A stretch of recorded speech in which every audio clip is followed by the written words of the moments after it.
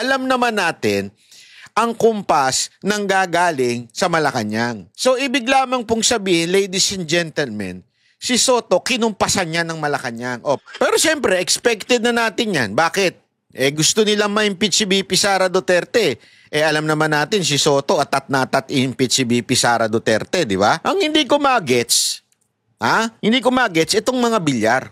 Maraming na-frustrate sa mga bilyar. Sa totoo lang, among all the others na ibinoto si Soto, sa bilyar talaga na-frustrate. Kasi yung iba expected mo naman na yan. Ang nakakapagtaka talaga dito sa bilyar. Ito talaga alam natin, Duterte tapat ito. Pero bakit naging ganyan? Naku po. Yung mga nangyayari sa bayan natin, mapaputangin na ka talaga eh. Hindi, yun lang eh. Kasi ladies and gentlemen, eto mga to, hindi ho ito ewan ko, bastusan eh. Mga putang ina talaga eh. Ganun eh. Yun ang reaction ko eh. Yun lang kagad ang reaction ko, bastusan. Mantakin mo, ngayong araw na to, tuwan-tuwa na tayo kasi finally, pinangalanan din kung sino talaga di umano ang mga magnanakaw sa bayan natin. Tapos, ayun, may nagalit, putak. Ayoko talaga eh. May nagalit. At tinanggal ngayon yung branch ng government na nagbanggit ng tinatawag nga nilang the name that you cannot mention or ano ba yung sabi ni Escudero? Malupit yung binitawan ni Escudero na yun eh. Kaya tuloy siya nadali. Ay nako. Bigyan ko lamang kayo ng buod ng mga nangyayari ngayong araw na to. Simpleng-simple lang naman ang buod na yan eh. Gusto nyong malaman kung anong buod ng nangyari? Ibig sabihin, summary ng nangyari ngayong araw na ito. Wag na ako magsabi, yung atin na lang katoka. Kakalbo. Kilala nyo yung... Proud ako na ko ito. Ito yung mga kakalbo natin ito eh. Tayo mga kaupaw. Mga kaupaw. Di ba? Hindi na ako magsasabi, magkikwento sa inyo ng summary. Ito na lang sa ating senador. Ito sabi niya. Ang korupsyon sa Ghost Flood Control Project ay nasa House of Representatives. Ayon sa investigasyon ng Senate Blue Ribbon Committee. Pero bakit ang Senate President ang pinalitan?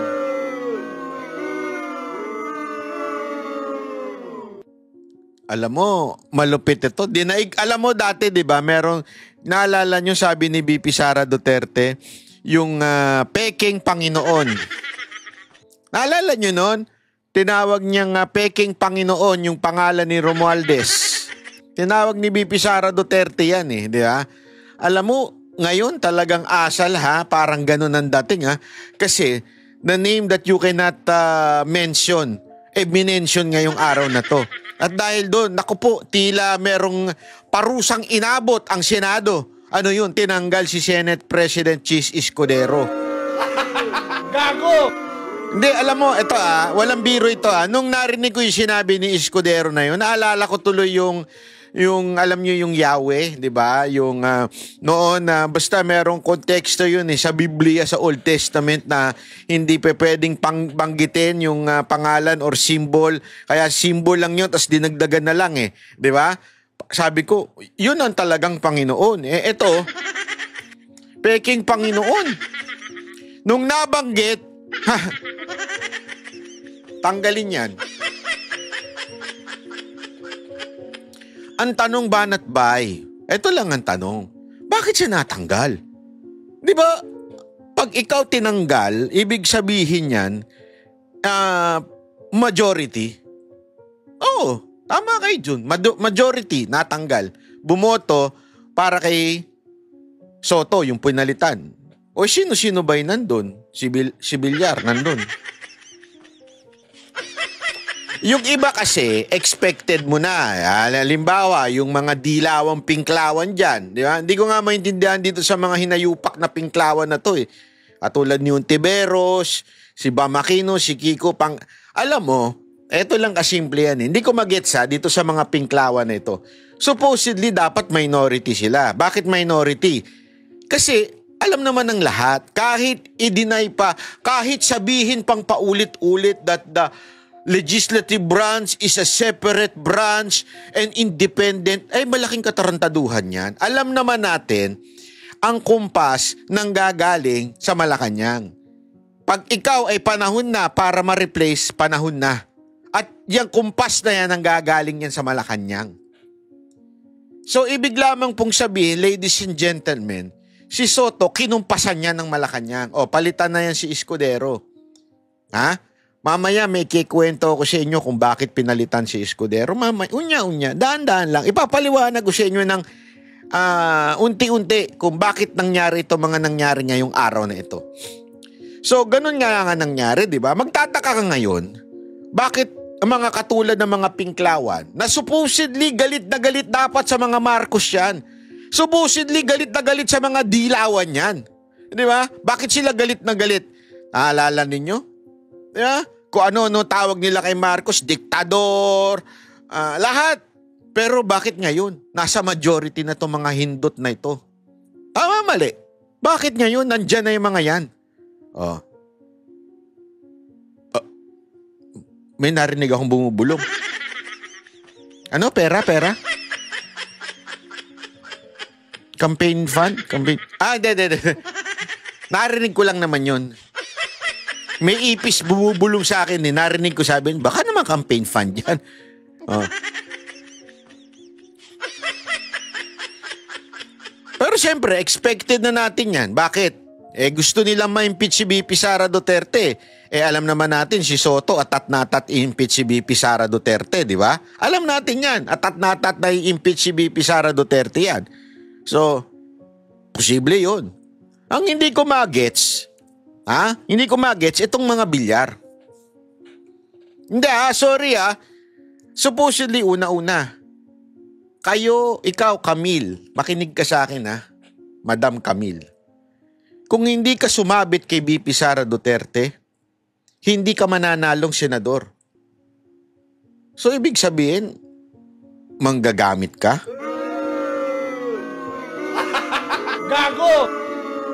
Ngayon na nakaupo ka na, manggagamit ka at ginamit mo lang si BP Sara Duterte? Naku po.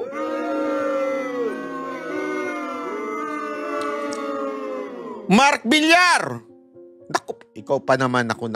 Mark Villar, ikaw pa naman ay naging sekretary ni Pangulong Duterte. O baka naman, baka lang dahil nasasabit ang DPWH.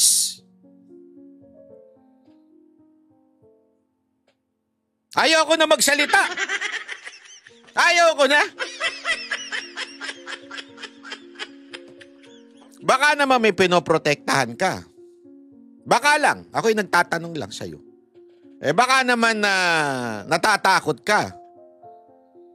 Di ba?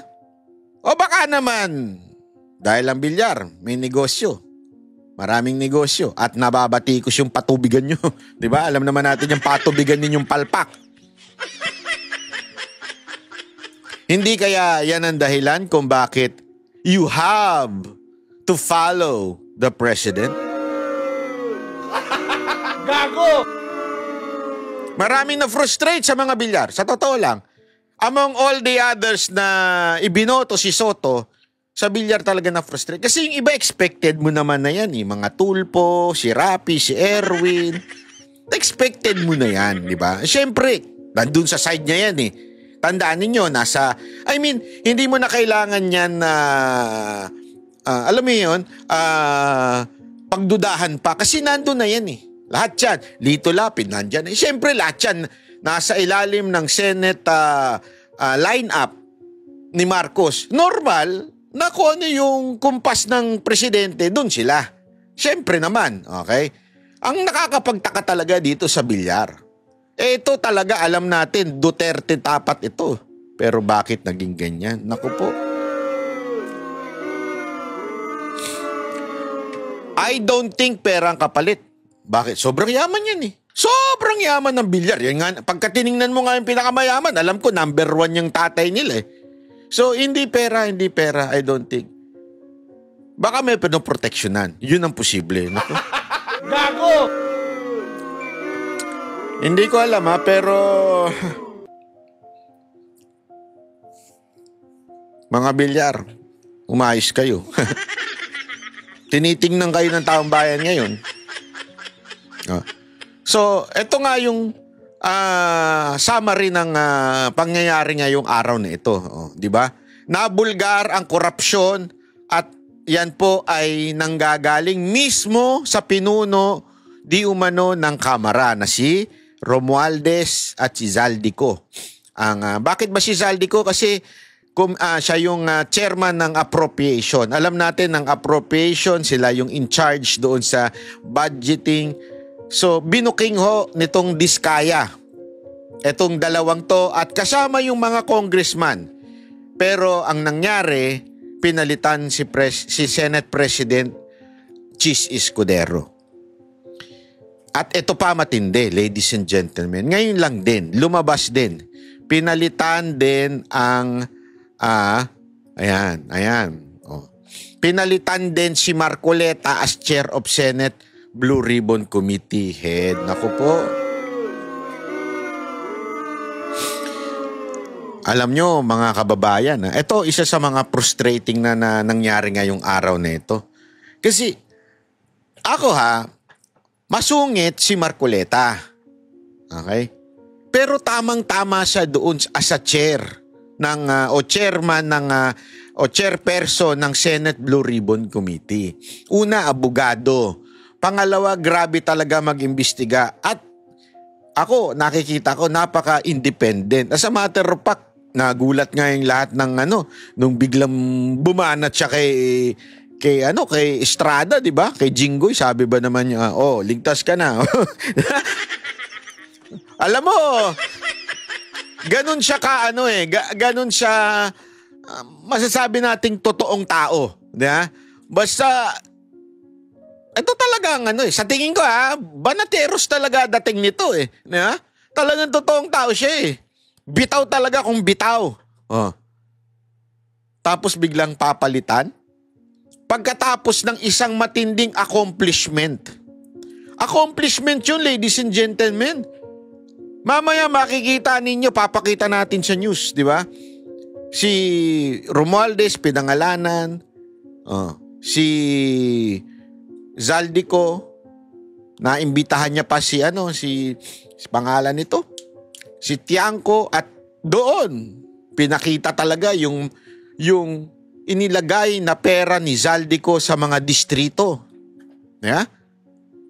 According to Tiangco. So, kung accomplishment, kauupo pa lang ng mamang to, si Marcoleta. And yet, ang dami ng accomplishment. Pero ladies and gentlemen, grabe Grabe. Isang ganun Alam mo, hindi mo talaga matatanggal sa isip ng mga Pilipino na kaya tinanggal ito dahil may nakantil. Merong nakantil. Alam mo, dito mo makukunik makukunik mo talaga dito Malacanang ang kumukumpas sa Speaker of the House, kung sino yung magiging Speaker of the House. Malacanang din ang kumukumpas kung ang sino ang magiging Senate President. Alam yan ng lahat ng senator, lahat ng congressman, alam yan. Ang dinadali ng Blue Ribbon Committee ay si Romualdez at si Zaldico. Pero bakit pinalitan ni BBM etong si Marcoleta? Ang tanong tuloy ng taong bayan,